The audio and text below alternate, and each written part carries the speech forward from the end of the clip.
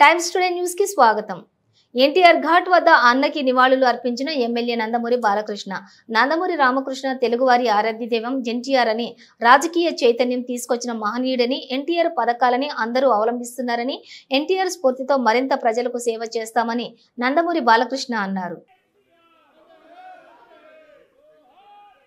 Telugu Desam party వ్యవస్థాపకులు ఆయన 101వ ఈ జయంతిని పురస్కరించుకొని మరి ఇక్కడ అందరూ కుటుంబ సభ్యులైతేనేమి పార్టీ కార్యకర్తలు అందరూ కూడా ఆయనకి ఘన నివాళులు అర్పించడానికి ఎన్టీఆర్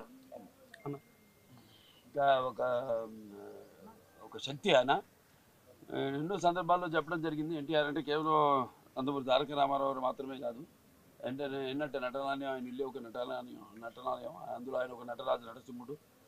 టీ అంటే తారామండలంలో తారక ధ్రువ తారకుడు, ఆర్ అంటే రాజర్షి రారాజు, రాజకీయ దురంధర యుగంధరుడు, రమణీయ రమ్య కమనీయ సౌమ్య గుణధాముడని.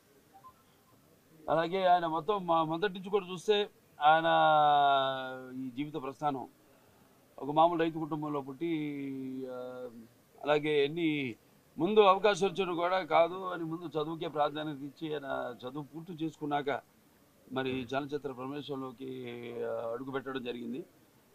అదే ఇక ఆయన చలనచిత్ర రంగంలో ఆయన ప్రస్థానం గురించి వేరే చెప్పనవసరం లేదు.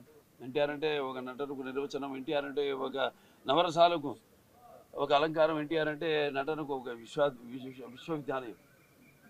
తర్వాత ఆయన ఈ రాజకీయ రంగ చలనచిత్ర పరిశ్రమలో మకుటలేని మహారాజుగా ఉన్నప్పుడే ఆయన